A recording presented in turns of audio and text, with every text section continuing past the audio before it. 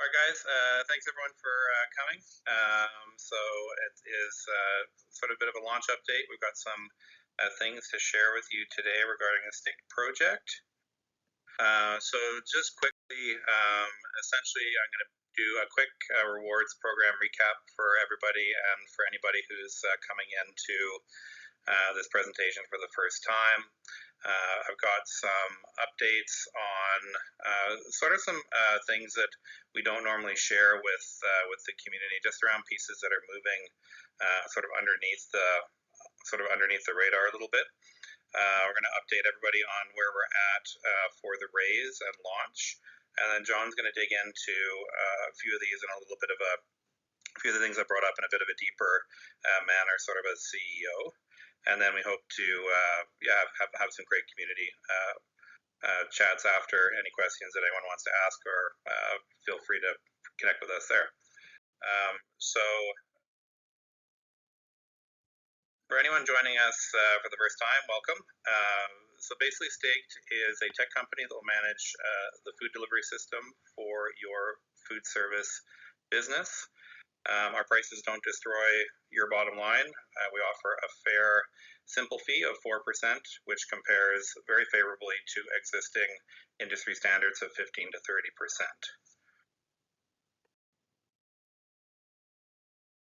We're currently in our private and pre-sale round. So we have a private round for 5+ BNB purchases, which sell at 450 billion SDX tokens per BNB.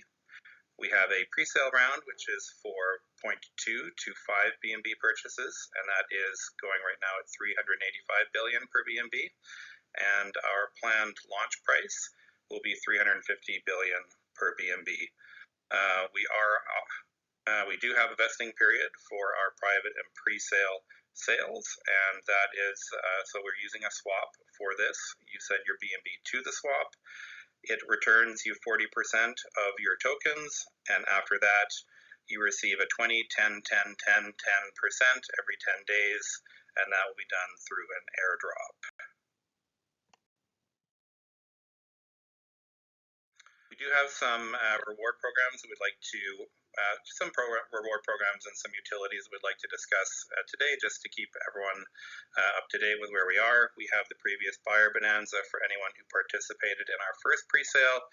This will give you a 10% extra bonus on any tokens that you buy in this private or pre-sale round. We have a Diamond Hands reward, which basically offers a interest on any tokens that are bought in private or pre-sale, and that any wallet that does not sell.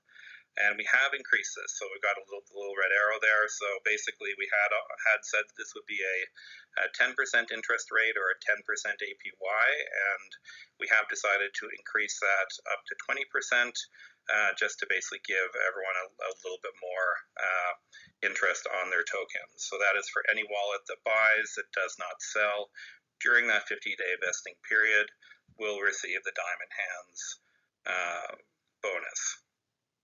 So we will move into, of course, offering staking. How could we not have staking in a project called Staked? That will begin once we kind of move through that vesting period, and those staking pools will be built and ready to go. We also announced at our last AMA that we have our Dev 200 burner, which is a strategic circulation reduction. I don't know if it's a utility or just a plan that the project has, where we will engage in 200 days of 1 trillion burn per day of SDX, which will reduce our circulating supply of our tokens dramatically. So project updates. So I'm going to go, like I mentioned, I'm going to touch really briefly on a few things and then turn it over to John. And as with any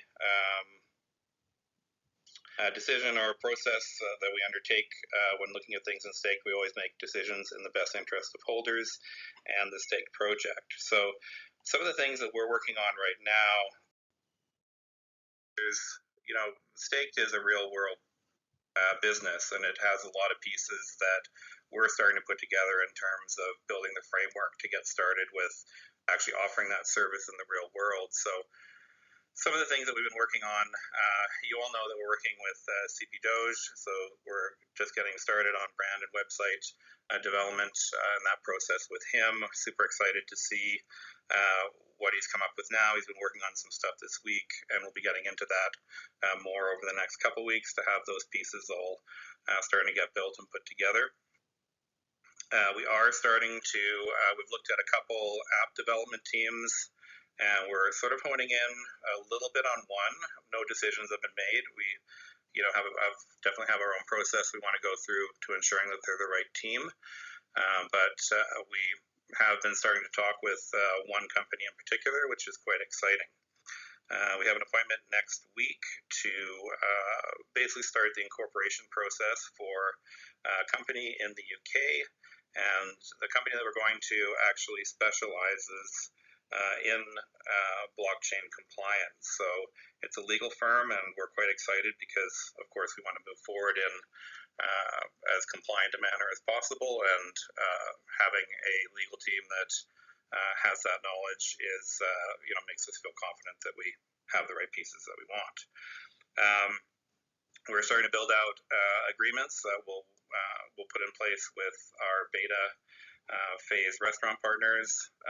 So putting down the pieces that we will require and what we'll offer them as part of that process. We're starting to do that. And as well, we're working on some of our own internal HR processes, because we are starting to look at, essentially hiring our first person, which is quite exciting. And that will be a sales role to start getting the message out and start, sort of getting people really officially dialed into that beta process. So these are some of the things that are kind of going on, that we don't necessarily talk about all that often, but that are sort of happening in between all those conversations that we share on Discord. In terms of where we are right now with our staked project raise, so the raise is at approximately, we're at about 165 now. Basically, we are quite happy with that. It's a difficult time to raise money right now, but buys are coming in daily. We had, that amazing max buy the other day, which was super great, of 20 BNB. We are comfortable to launch where we are, but we will be keeping our private and our pre-sale open a little bit later into March, so we'll probably go past that March 11th date just to try and bring in some additional BNB. We'll keep you guys informed of that as much as possible. We do have some word that a couple of the other investor groups that have been looking at staked, we can start to expect maybe some investment to start flowing from there as well. So that's something that we just don't want to turn that tap off if we can expect a little bit to kind of get us a little bit more comfortable as we head towards launch. Pass it on to John right now, and he can kind of jump in there and flesh some of those things out, and then excited to have a community conversation. Yeah, thanks, Mark. Yeah. So just talking on the launch date, so we're just going to slightly push it back a little bit, and it's not just for the sake of getting more BNB in. Obviously that would be nice, and a lot of people have reached out and said they were waiting for the BNB price to crash. That's currently happening as we speak, so hopefully we start seeing some of that flush in now, and that should take us over soft cap hopefully by the end of the weekend, which puts us in a great place and actually gives us the funds to get the app up and running properly. So as far as the app goes, as Mark said, I spent pretty much a good chunk of today speaking to a developer, professional company based in Leeds down in England, who specialise in Web 2 and Web 3 app development. So nothing's set in concrete, contracts haven't been signed, but as Mark said, the chat went really, really well today, and they actually provided us with 2 different documents. It's about 46 pages that me and Mark have to sit and thoroughly go through and read up and make sure we understand the whole process. But it's basically the full app development and a PowerPoint presentation and how it will run. So basically it will mask how Uber Eats and Just Eat basically work just now. It will start off as a Web2 application, which the funds will feed back into the projects, but they will do the Web3 integration upgrades as the process goes on. And what that generally means is, instead of us, I think initially we'd set like maybe a 9-month deadline. It means that roughly the app could be up and running within a 12 to 14 week period, which means we could start onloading businesses and drivers and that a lot quicker and start raising funds a lot quicker as we move into the Web3 development phase, which for me is quite exciting because it means we're starting to get revenue in a lot quicker than we actually forecasted we'd start seeing revenue.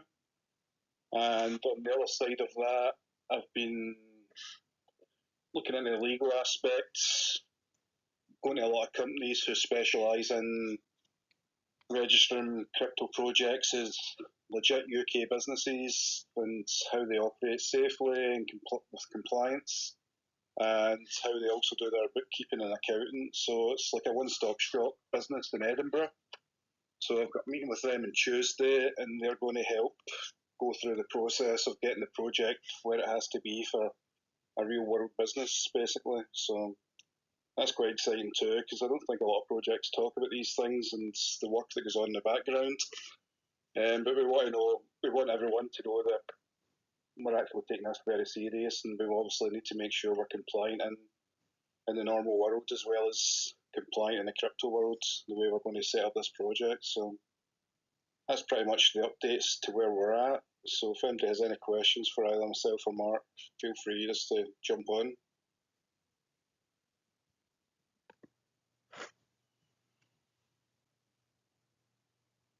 Can you speak a little bit more on you said 12 to 14 weeks for the Web 2 version of this app, since it's sort of like a clone of similar business models before you develop it into Web 3? Is that what you were saying? Yeah, so it'll be almost like a clone, but they have to build it from scratch because there's obviously going to have to be things put in place for the Web3 integrations down the line. So got a lot of documentation to go through. We haven't actually a good chance to go through it all properly because we only received it this evening. Well, this evening for me, basically, it's 12:15 at night here. I forwarded it on to Mark and we started to try to read through it a little bit.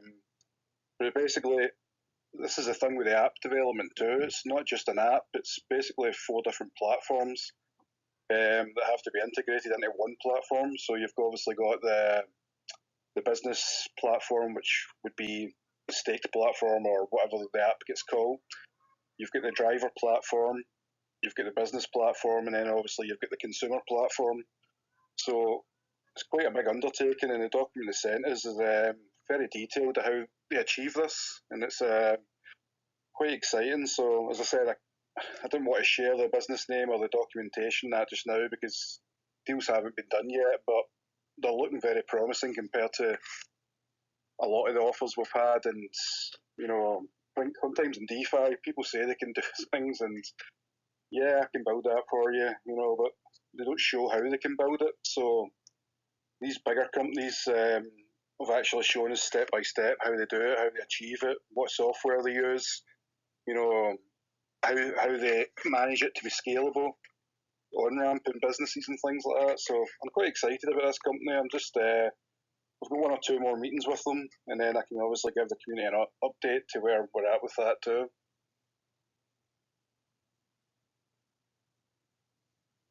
Thank you for elaborating on that. Do you guys have any basic idea, like when you're given CP, when you're giving him I know I'm kicking off a different tangent here, but your icon design, you basically give him a few entities or say like particular things about the project you want to try to incorporate, or do you really just give him kind of free reign and to present you with a few pitches, like a design and why he went with this, and you kind of what's the game plan there? How do you come to a design agreement? So the first thing we'll do with CP is we've created basically a meeting group. So we'll hold a design group. He's got his whole process. He'll want to talk about colour schemes, I think he started working on some logo designs and things like that just to make it a bit cleaner, obviously the way he has with other projects. And he basically knows all about the project now, so he has a good feel about what we're actually trying to achieve and what we're trying to do. With the app, we'll probably come up with another name for the app, obviously to fit in with a food delivery app, so we'll obviously have to touch base with them about a name for the app and logo designs and colour schemes for that too. And then that'll feed back into obviously the Staked project. But we felt just before we launch, we want to have this new branding in place, because obviously as people start trying to find you on Pancake Swap and you just want to look as professional and clean as possible. You know, we just want to show that bit of progression as we start growing the business. Excellent. Absolutely. And one final one until, for at least 20 seconds. What is the plan with staking? Are you going to either have to choose to get like an APY for staking the tokens, or are you still eligible as a holder for the additional? Do you anticipate the holders should still be eligible for whatever like community or holder rewards that they would be administered even if they're in a staking pool, or does that put you in a separate thing? Yeah. No, I think for all the rewards, I'll be doing those manually. So whatever rewards everyone's to get, then I'll do those as airdrops. When the staking pool's open, probably use the FSP platform with RFTX. And no, I'm thinking more long term, like not short term. Like when you get past the point that you can manually airdrop. I mean, unless you have all the wallets and it's a few clicks, I'm not actually familiar with how that works. But I'm thinking like once this app is up and running, this is a successful business model. I'm thinking like a year or two down the road, and staking still exists in this hypothetical situation. How does? Yeah, to be fair, we can create staking pools. That's not an issue. It's the way we're doing it just now is to protect the investors too. We're providing all the funds up front for the staking pools. So before we can create the staking pool, we have to prove that we've got those funds available. So that's what we do. So it's up to us. You know, we've not set a deadline saying we'll run staking for a year and then we'll stop. You know, we've not made those type of decisions. We'll put staking in place, and if it seems popular and people want to hold for longer terms, then we'll keep it going for the investors, for the holders.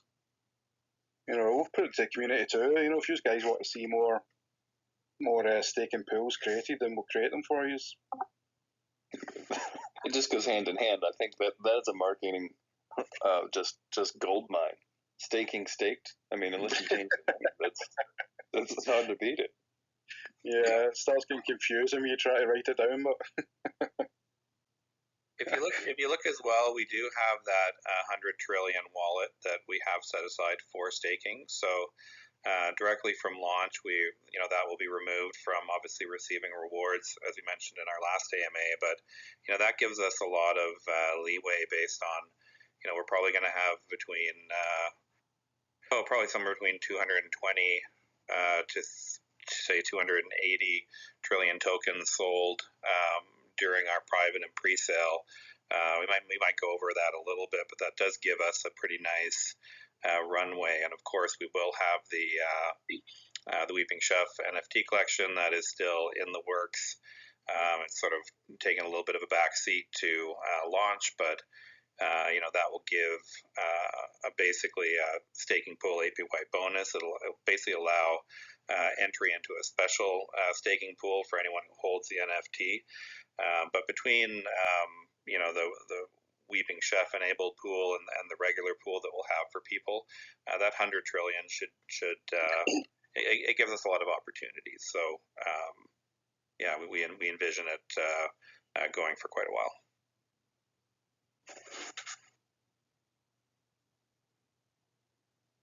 Thank you, John.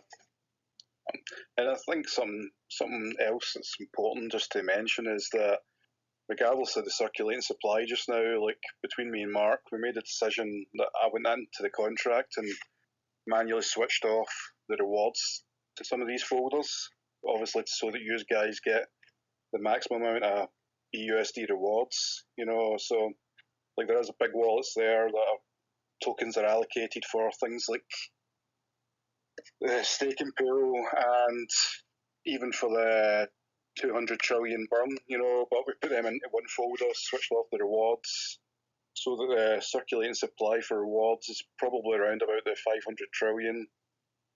So that should help everyone's rewards get a nice little boost instead of us collecting loads of rewards in different wallets. I didn't want that for the project. I wanted it to be fair for you guys, so I've just went into different wallets and manually switched those rewards aspects off for those wallets. And then some of the wallets we're just going to lock away into lockers so that we can't actually touch those ones. So just so you're aware of that aspect too. Hey Mark, would you mind elaborating on? I mean, or John, it doesn't really matter. But you had a on your I don't know, on your slide display, you had something you were referencing like an executive burn of some sort. Can you elaborate on what that is and how you plan on executing that?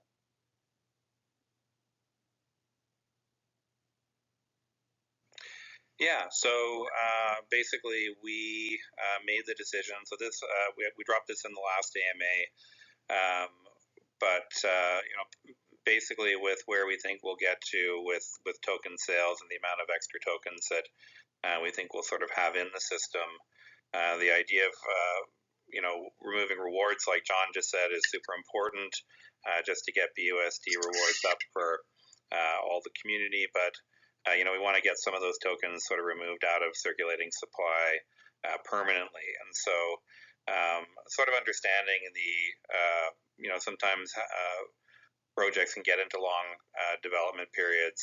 We wanted to have something exciting that kind of kept momentum in the project as we move through. We think we're potentially going to be up, potentially live with our app faster than we had originally thought, which is exciting to look at the options for that. But essentially the Dev 200 burner is just something that we're going to do manually as a team, is that we're going to have 200 days of 1 trillion tokens per day burn. So as we move through the period of, once we get through the vesting period, on a daily basis, we're going to burn 1 trillion tokens just to keep that, supply reducing, so that there's less circulating tokens around, and those will never kind of come back into circulation because they'll be in the burn wallet. And that's just one way that we can get that number down. And so obviously as we look further into the future, we want to understand how we're potentially going to keep that number getting smaller and smaller for holders. So we thought, why don't we create that program, commit to doing that as a team, and we'll be doing that manually for that 200 days in a row. Thank you for that. Yeah, no problem. Also, the purpose behind it too was that we were initially planning for the app to launch around about the end of that period.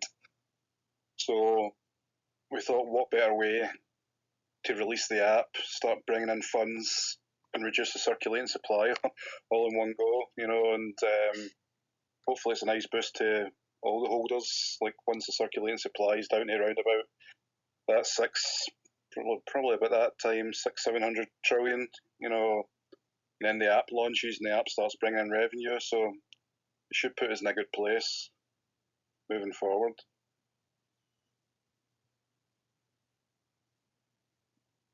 I got one for you. No problem, Rick. Can you go? Good. How you doing, man? I'm good. Good to hear you. Quick question. Maybe I've missed it.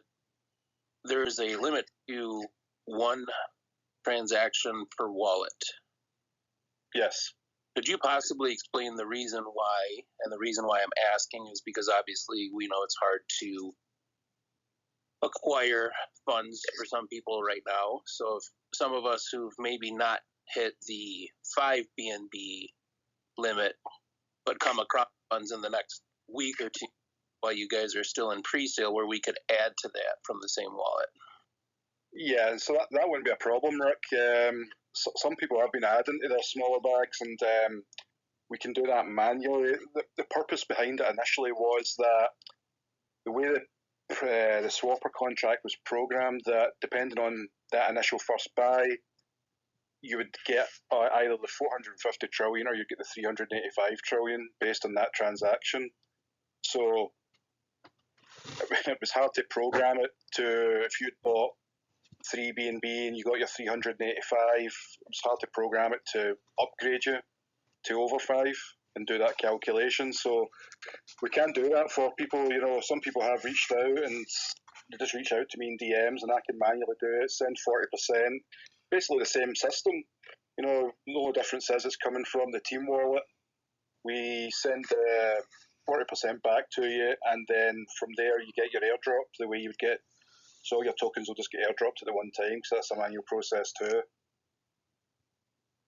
And I guess to kind of piggyback off of that, if some of the investors had thrown less than 5 BNB, but are able to reach that 5 BNB threshold, is it a consideration to change them to the initial 5 BNB bonus of, 450 from 385?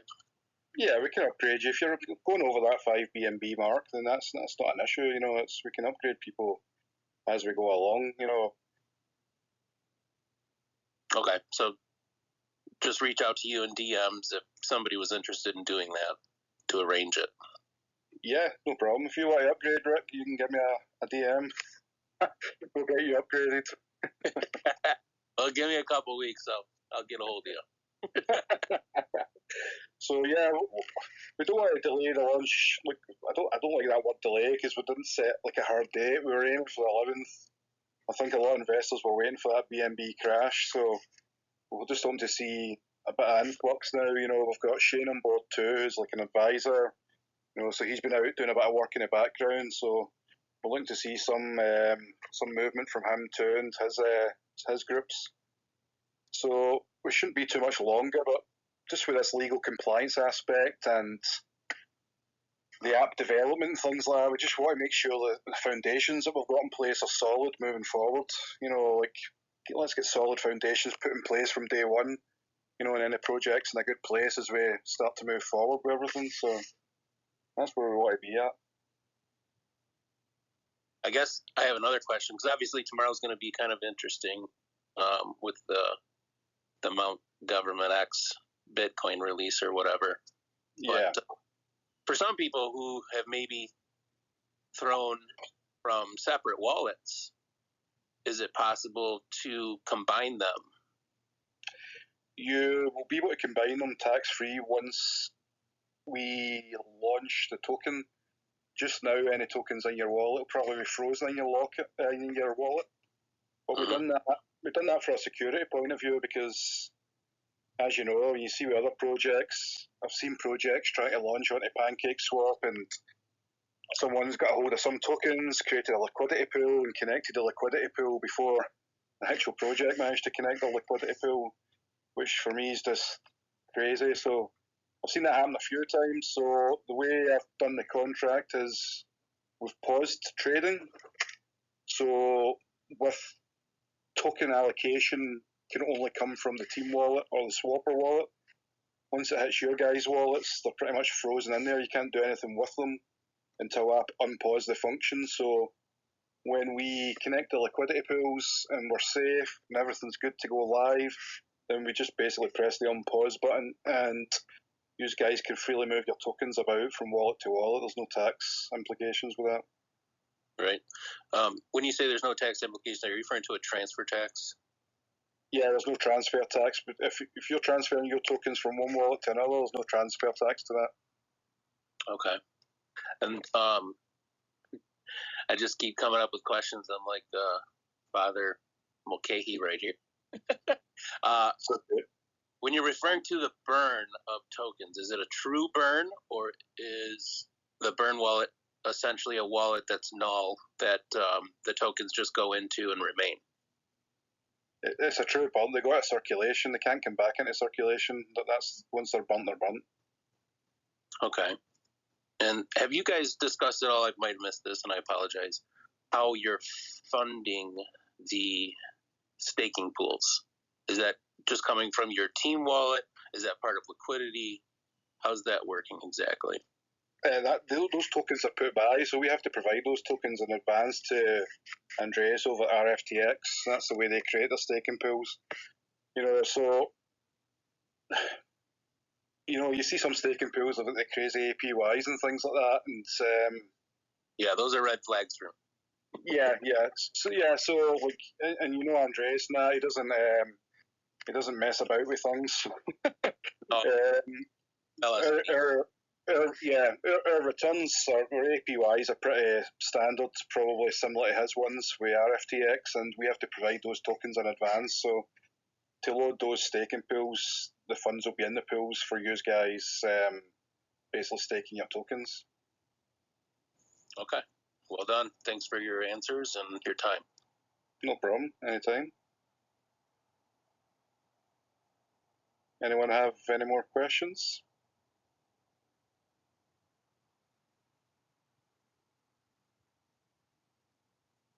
If no more questions, then stop the recording and we'll wrap it up.